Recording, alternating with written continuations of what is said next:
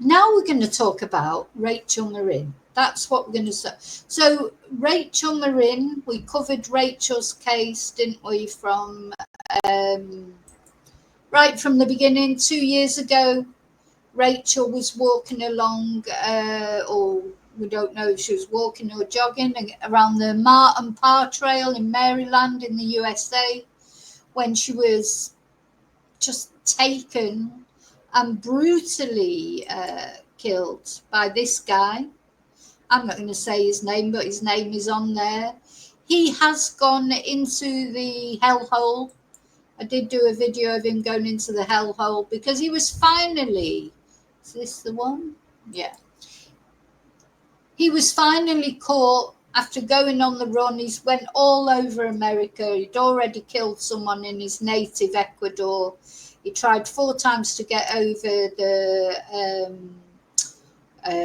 frontier, what's the word? Gosh, why can't I think of the word? Over the border into the USA, and I think it was on the 4th attempt he did manage to do it illegally, got over there illegally, and off he went to Los Angeles first of all, attacked a woman and a young girl there. That's where he left his DNA, or one of the places that he left his DNA.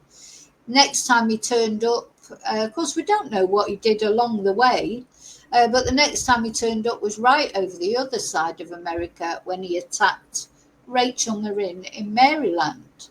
And he left his DNA there as well. So they were able to see that this attack in Los Angeles, it was the same DNA as the attack on Racel.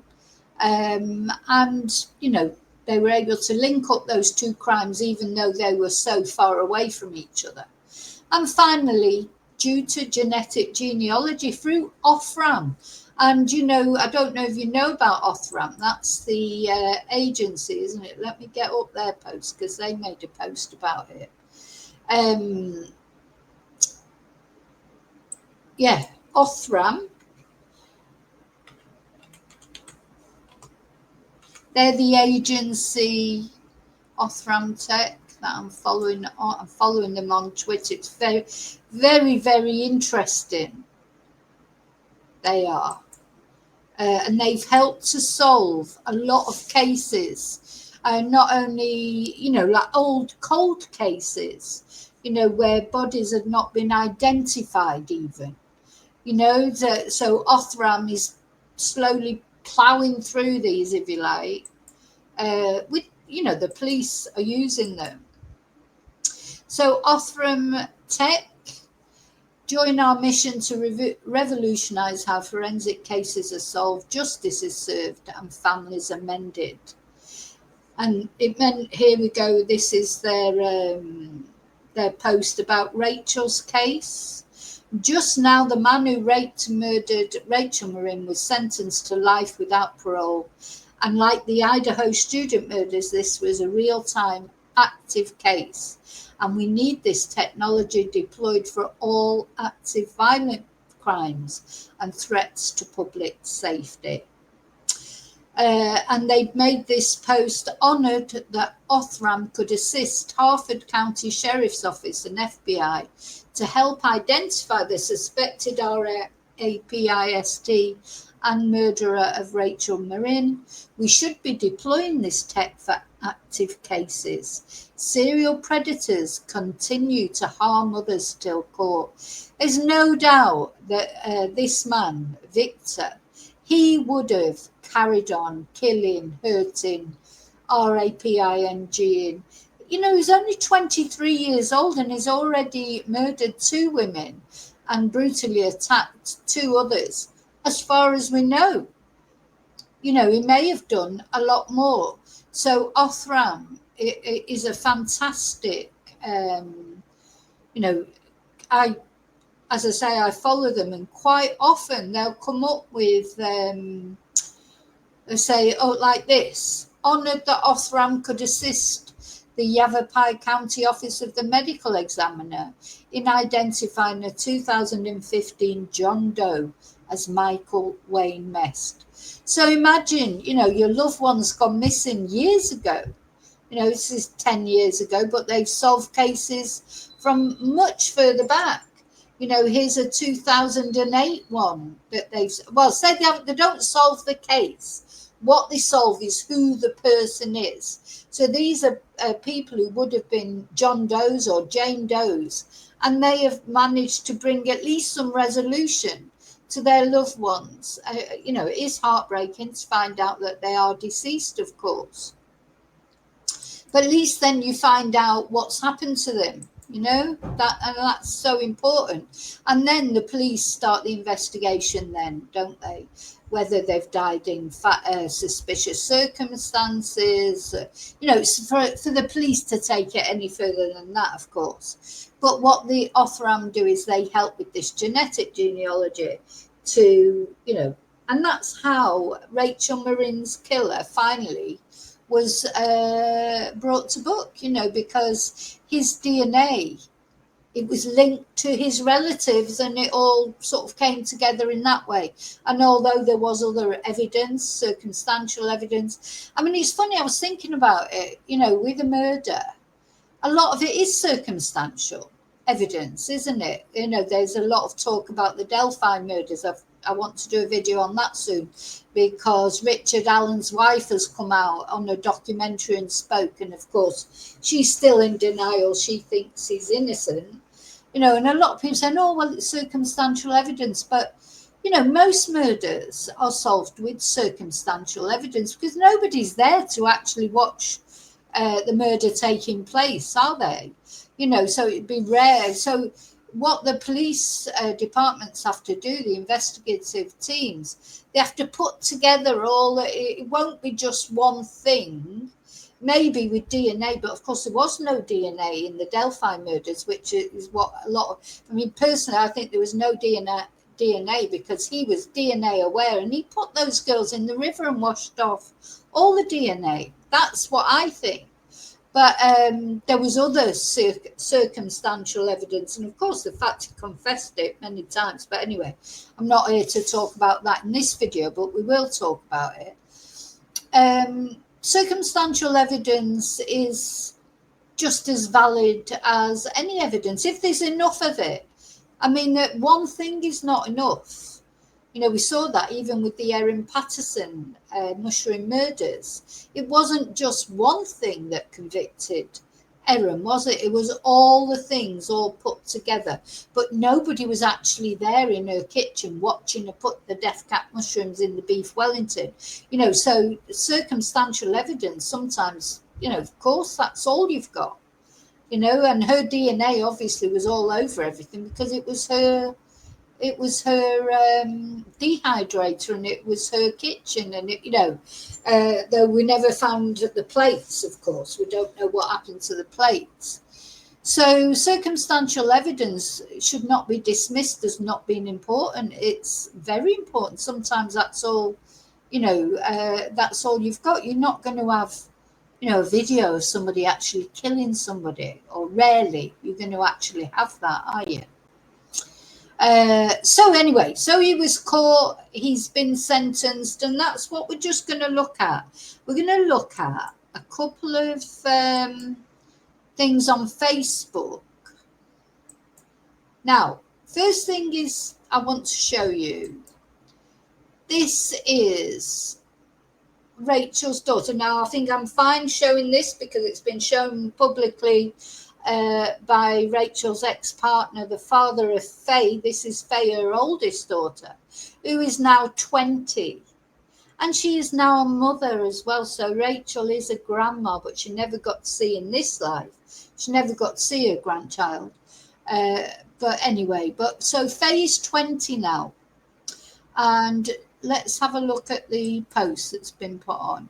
Faye is seeking an attorney willing to represent her pro bono in a wrongful death suit against Victor Hernandez. Her goal is to win a monetary judgment so she can place a lien on Victor Hernandez's prison account, preventing him from ever having even a single penny for the rest of his life.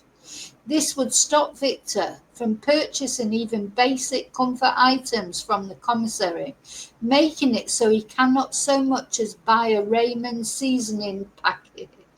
If you are an attorney willing to help, please contact me to discuss. This is Matt McMahon, Rachel's partner, from quite a while ago, but they were on good terms, and Faye is Rachel's oldest daughter, who's 20 years old now. Feel free to share this and help Faye make Victor's life a little more uncomfortable. And good, yeah, because sometimes you do think, like in the commissary, at the end of the day, in the commissary, if you've got money, like someone like Erin Patton or anyone whose family send them money, or if they haven't got any money, maybe their family send them money, they can make their lives more comfortable, can't they? They can buy things, and you don't want their life to be comfortable. Why should their life be comfortable? Rachel hasn't even got a life, never mind a comfortable life now. So, good for Faye, and I hope she manages to do that. I really do hope she manages to do that. Anyway, just wanted to tell you about that. Now, there's something else I wanted to show you. Let me just...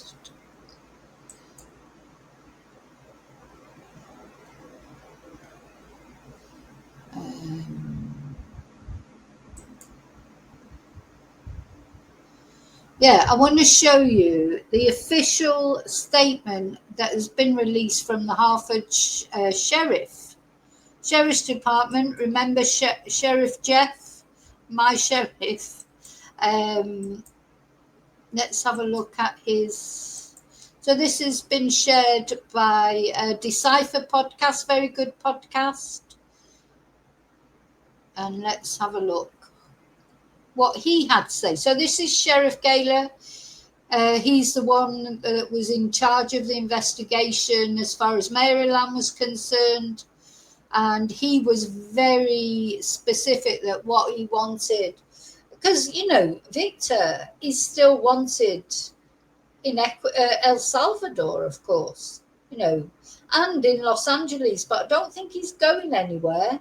I think he'd be staying there. What the sheriff wanted was him to be incarcerated there in Maryland, so he knew exactly where he was at all times. There's a problem is if he goes to El Salvador, they sort of lose control of him a bit. I mean, I don't think he would be released in El Salvador, but you just don't know, do you? So I think what Sheriff Jeff wanted was him to know exactly where he was, and that he wasn't going anywhere, So let's see what he had to say in his statement. Last week marked 2 years since Rachel Marin's life was stolen, a brutal loss that continues to inflict immeasurable pain on her children, mother, siblings, and everyone who loved her. The grief they carry is unfathomable, and the void left in their lives can never be filled. Today's sentencing of Rachel's murderer to a life sentence without the possibility of parole, a second life sentence, and an additional 40 years means he should never walk freely again. This sentence delivers justice, but it is not closure. There remains a difficult road to healing. I hate that word closure, to be honest. I prefer a resolution, or one part of peace. There's no closure when you lose someone. It never ends, does it? Really? I mean, it's closure, I suppose, in the sense that they don't have to think about him anymore. There's no more court hearings and things like that. But not on grief. On grief, there is no closure. We stand with the Marin family committing to honouring Rachel's memory. The sentencing in Rachel Marin's tragic murder highlights the strength of our justice system. I'm deeply grateful to our deputies, partner agencies, and the Hartford County State's Attorney's Office for their tireless work and commitment to justice. Their efforts bring a sense of peace to Rachel's family and restore confidence in our community's safety. This, I mean, communities are never completely safe. At the end of the day, people, I think you'd be safe going on the Mar and Par trail now, because there's been all these, what they've put up now on that trail are all these CCTV cameras, AI CCTV cameras. So I would imagine you're safe, but you're never 100% safe from twonks, are you? But all really you can do is you can be as aware as possible, and the law enforcement agencies, etc., they have to try their best to make places safe for us.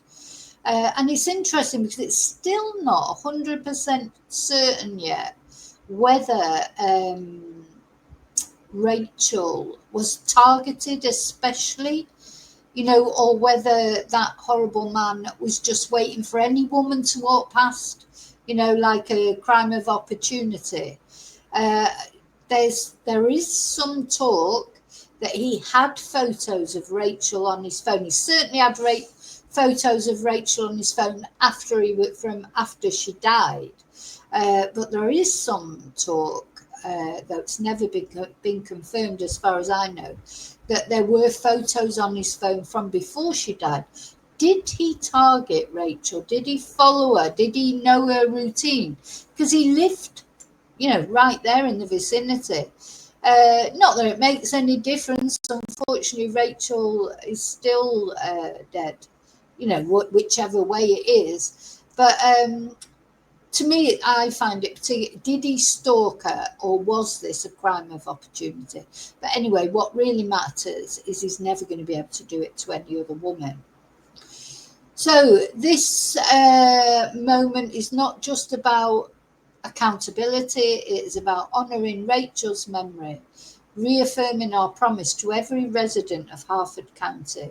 We remain steadfast in our mission to protect, to serve, and to stand against those who seek to do harm. Now, of course, this is one of those cases like the Lake and Riley case that brought into, that was used effectively by Donald Trump in his campaign, his presidential campaign, because of all the talk about illegal immigrants. And you can understand people would be angry because Victor had already killed in his own country, but he did sneak across the border. But and he did try 3 other times, but he was either removed or not allowed in. And then the 4th time he managed. So a lot of people are blaming it on open border policies and that. I don't know enough about it, to say that, but I know the sheriff does think that. So this case highlights national public safety failures. The kill across the border illegally after reportedly committing a violent crime in El Salvador, then murdered an innocent American mother. Rachel's death is a tragic result of weak border policies under the past presidential administration. So Sheriff Jeff is obviously a Trump supporter. We must do better. Stronger border security and smarter policies are essential to protect our communities. We owe it to Rachel, her family, and every American to prevent such tragedies. Well, that's a political statement, and some people will agree with it, some people won't, and that's Sheriff Jeff, what he thinks. So he has to be respected in that.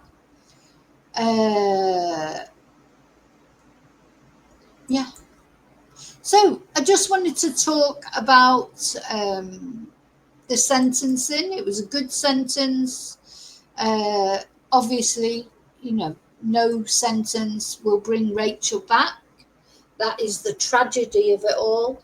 But if it brings the family some peace, at least some kind of peace, some kind of resolution, to know that that horrible man won't be out there again doing it to anybody else. It's something, I suppose.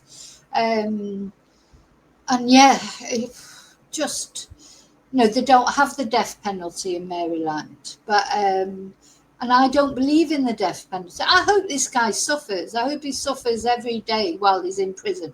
Oh, and it's important to say actually that one of Rachel's brothers did forgive him when he gave his victim impact statement. He forgave him. Something we had this with the Idaho 4 as well. One of the members of family forgave Brian Koberger. That's. I really want to look at that. We've looked at forgiveness occasionally in videos, and that it's a very emotive subject, isn't it? Could you forgive somebody who killed your loved one?